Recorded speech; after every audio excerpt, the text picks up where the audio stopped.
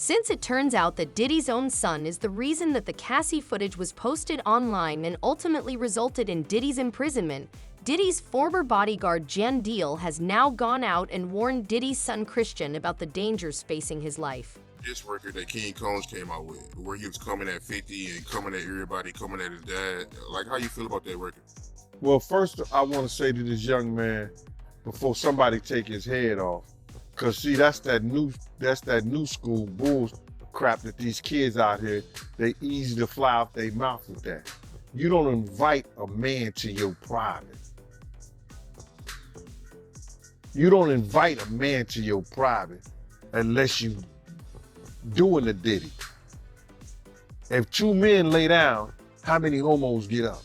Let me tell you, young man, 2 of them. You understand? So don't invite a man to your private, because that man will see you and take your head off. Especially somebody like 50. You don't send or let a boy do a man's job. I don't know if he need that type of attention or he want that type of attention. Evidently he do. But 50 is the wrong dude that you want to do that type of attention, get that kind of attention from, bro. In the infamous words of Waka Flocka, that nigga go hard in the paint. And I don't believe that this cat would even put out some trash like that and really didn't know what he was doing. He's teasing the federal government. And I told y'all, the Southern District of New York do not play. In light of this, it appears that Diddy's lengthy list of offenses may have led to his life sentence. After he did that shit, something get leaked to the press. Do you notice that, right? As soon as he did that dumb shit, talking about, well, we did this, we did that. We had this over here, y'all went to the wrong house. Some went to, he said, well, we gonna show you how wrong we are.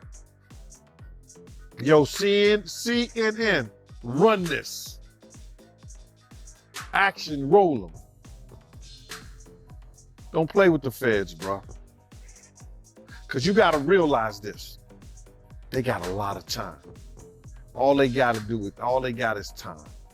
Actually, it appears that Christian doesn't give a damn about his father. Oh, man, I've worked in law enforcement for 27 years, and I had the opportunity to see HIDA. It's a place, whereas they have the state, the feds, the NYPD, the Department of Corrections, and the state police. Yo, this place could be half of a basketball court. That's where they just got lines of computers with officers of all different people and officers just on the internet. Whoever's over that case, whoever's working that case, don't you know they saw that and took it to their boss? 2 days after attending his father's sex trafficking court hearing, Christian King was seen celebrating with his girlfriend Raven. In a video posted online, the Love You Better rapper was seen having a good time with Tracy following her speech at Essence Feed to Fun's panel on Saturday. The couple danced and kissed while surrounded by friends. After a critical family event, Christian confidently told the camera that he had the world's baddest lady. 2 days earlier, Christian and 5 of his 6 siblings had gone to their father's court hearing where Diddy, the creator of Bad Boy Records, was facing serious accusations. Despite pleading not guilty, Sean entered the courtroom through a side door wearing a jail clothes. He was denied bail for the 3rd time, and the judge set a trial date for May 5th. What's even more troubling is that Christian is not a saint. He has quite the record sheet himself. His mother, Janice Combs, was also present to support him, even publicly defending him against what she called a public lynching. Christian Combs was sued back in April on charges of sexually assaulting a woman named Grace. The lawsuit claims that Omar K was working on a boat charter in late December 2022 when the incident happened. The boat charter was initially advertised as a wholesome family outing, but it allegedly devolved into a hedonistic setting. The alleged assault happened just days before Diddy hosted a celebrity-filled yacht party on New Year's Eve. Christian is accused of sexual assault, sexual harassment, and causing emotional distress in Omar K's case. The legal team for both father and son has dismissed the complaint, claiming it is filthy, without merit, and full of made-up allegations. Diddy is also listed in the suit for premises liability as the person who chartered the yacht and for allegedly aiding and abetting his son. Grace Omar's suit offers additional unsettling information. She sends transcriptions of audio snippets that she says show her rebuffing Christian's overtures while he touched her, and she claims that Christian drugged and abused her. When Omar K., then 25 years old, worked as a steward serving supper and drinks aboard the boat from 6:00 p.m. to 6:00 a.m., she claims to have seen drug usage and encounters between suspected sex workers and celebrities. And she was 25 years old at the time. She believed that the trip would be a, quote, wholesome family excursion, but says it, quote, turned into a hedonistic environment, even describing rampant drug use among sex workers and celebrities who came on board. She believes that the alcohol on the yacht had been laced with drugs because she says women would have one drink and then almost immediately pass out or start falling over. This is, by the way, something that it was also alleged in Jones's lawsuit, that Combs would spike the drinks of different people. But focusing on Christian Combs, Markey says that Christian Combs had been staying at a villa on the shore, but that he would come onto the yacht in the evening to party. And on December 28, 2022, Christian reportedly arrived very intoxicated and then proceeded to pressure. According to the lawsuit, she also claims that Christian Combs was extremely drunk when he arrived on the boat and gave her an uncomfortable amount of attention. He allegedly forced her to take shots of tequila, which she believes was tampered with, and then became hostile, inappropriately touching her. The suit also cites audio recordings made by producer Rodney Lilred Jones, who was there and claims to have hours of footage showing illicit activities involving Diddy and his employees. He reportedly told Christian, quote, "Excuse me, you don't touch my legs like that. I'll move my legs where I want to. If I want to do this, then I will. You don't touch my legs like that." Markey then says that she told Christian she couldn't stay with him unless it was approved by a supervisor, all of whom she knew would be asleep at the time, so this was a way for her to get out of the situation. She claims that Christian said, "Who can I talk to? I'm going to say I requested you right now." Markey then says she responded with, quote, "Well, you can take your hand off my ass for the first thing."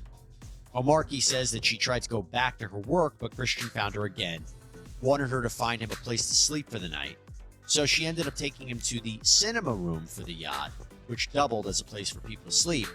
And she claims that is when Christian blocked her and groped her, took off his clothes, tried to force her to perform oral sex on him. She says that she was able to fight him off until someone came in. Now, the lawsuit goes on to say that Markey told the yacht captain what happened the very next day, but he didn't believe her, didn't do any sort of real investigation. She says the captain retaliated against her for months after the alleged assault, before ultimately firing her in May of 2023. Now, aside from her account, aside from a potential other witness, right, the person that allegedly walked in on this, what proof is there that this happened? Well, she reportedly has photos of the bruises that she says were caused by this event with Christian Combs. The quote was, "Our attempts to share this proof with Mr. Jones's attorney, Tyrone Blackburn, have been ignored, as Mr. Blackburn refuses to return our calls." Holly goes on to say, "We will address these outlandish allegations in court and take all appropriate action against those who make them." Then, the attorneys for Universal Music Group, one of the defendants who are also being sued by Rodney Jones for their alleged participation and facilitation of the abuse and trafficking claim by Jones, they argued that the claims were so, quote, offensively false that one of these attorneys, Donald Zakarin, wrote, "A license to practice law is a privilege. Mr. Blackburn, plaintiff's lawyer, has misused that license to self-promote, gratuitously, falsely, and recklessly accusing the UMG defendants of criminal behavior. So a lot of back and forth that we're seeing right here. And again, to be clear, everything that Diddy and his sons are facing are accusations. They haven't even been criminally charged. These are civil lawsuits. There has been no finding by a judge or a jury that they are liable at this point. Having said all of that, this is a very significant development, and we will see. And it was unquestionably a huge step because Diddy is currently incarcerated and horrific revelations about him and his family keep coming to light. He has lately been the target of 6 additional lawsuits, and Gan Deal feels he has little chance of winning them. Deal believes he has no chance of winning the trial. May 5th, 2025. That's when Diddy trial starts. How you feel about it, man? I think if their lawyer got that off, they did a great job, because you got to realize some of these cases, even you get regular drug cases, they be taking a year or 2 years to go through all the paperwork, everything they want to do, how the guy wait out, getting the witnesses and everything together. I think the lawyer thinking that they're not going to be able to give them discovery and enough discovery in that short of time, because the prosecutors are not going to present anything to the court that they think they can't prove. You understand what I'm saying? So the prosecutors is going to try to, go through everything. And that's a short time, bro. That's less than what, May? That's less than 7-8 months. You talking about 18 businesses. You talking about they got, I think they say 170 witnesses. You understand? They got 1,000 bottles of oil they got to test. Allegedly baby oil that they got to test. And I said allegedly baby oil because that's what the prosecutor said. Alleged baby oil. He didn't say baby oil, he said alleged baby oil. So that means that it may be something, or some of those bottles wasn't baby oil. You talking about victims and their statements and presenting them to the courts. So they got a lot of things. So that was a smart move by the defense, trying to get the trial, a speedy trial, so the prosecutor only have so much evidence that they could present. It can help them and it can hurt them too. How you feel about Diddy lawyers coming out blaming the government for leaking, the tape of Cassie? Well, the lawyers are doing what they're supposed to do. They supposed to trying to try this case in the public's eye. You understand? So Diddy could probably get off by them saying that the prosecutors released the tape. The grand jury have every right to see any kind of evidence out there that the prosecutor want to give them. Now, them leaking it and everything like that, that's not going to decide whether the judge is going to allow them to dismiss the case because they leaked this this trial, because they're going to try to state he can't get a fair trial because the prosecutors are trying to win their case in the public's eye. That's not going to be, it's going to be up to the judge to decide whether that was significant enough to not have this trial. His lawyers are trying to do anything, and they're going to try to do anything to win this case without it first going in front of a jury, without it first going in front of the judge like that.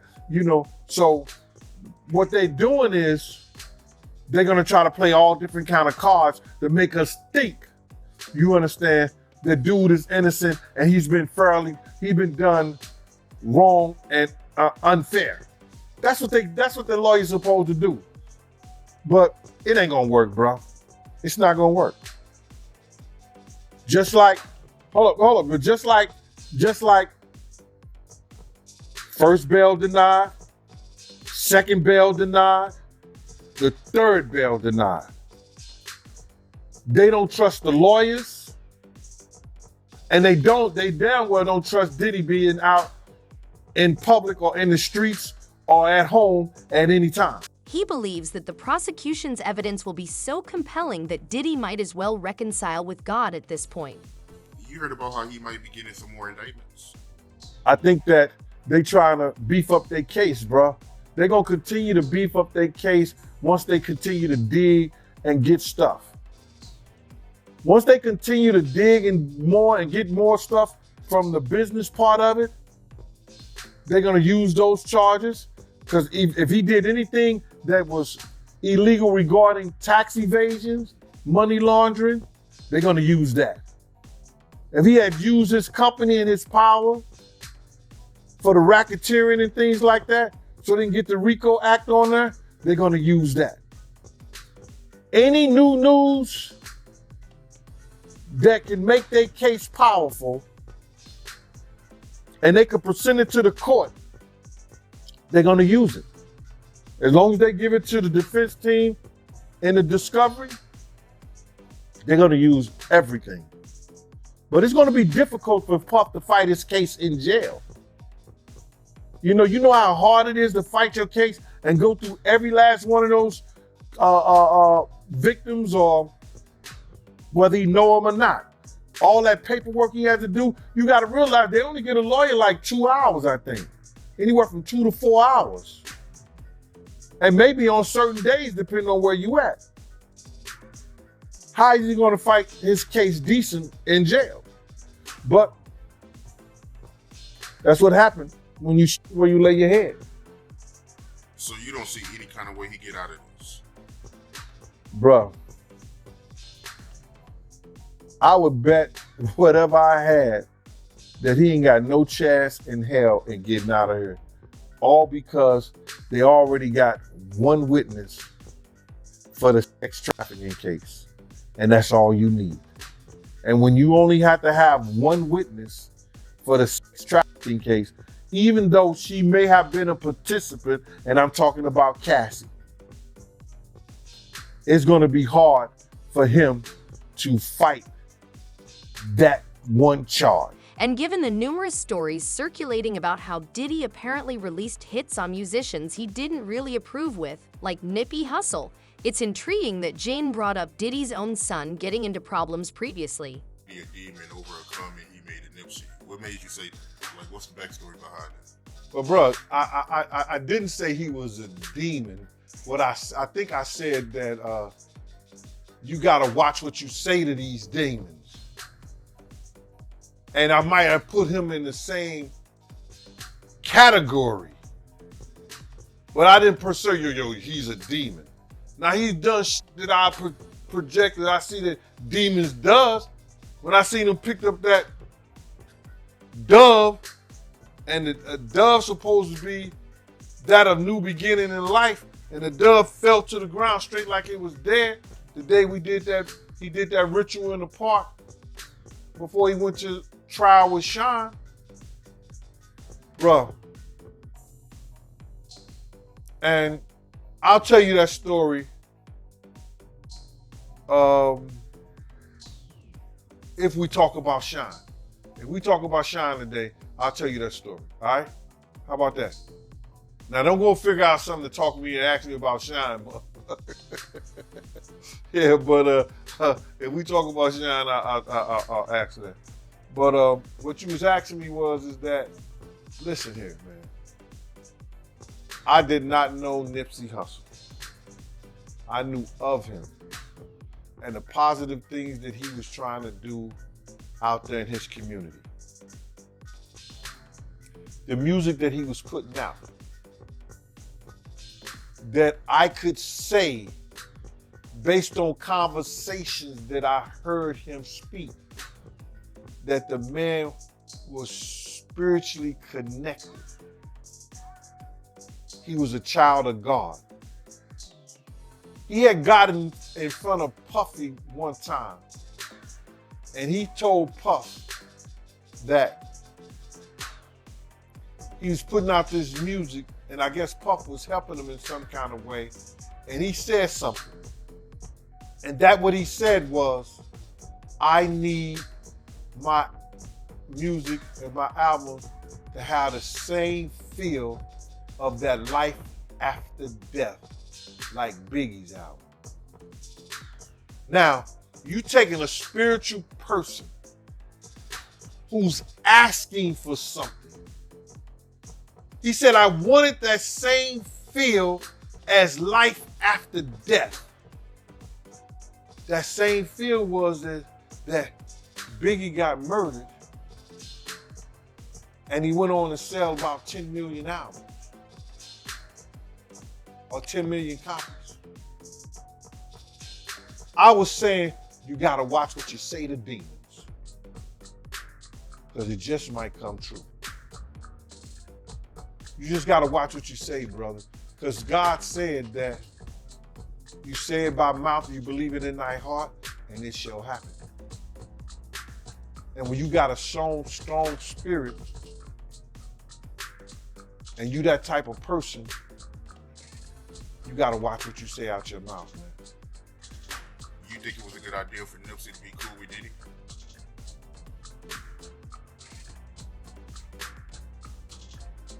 I really can't speak on what and the reason why that man would, when he was already doing a great job himself with the team that he had.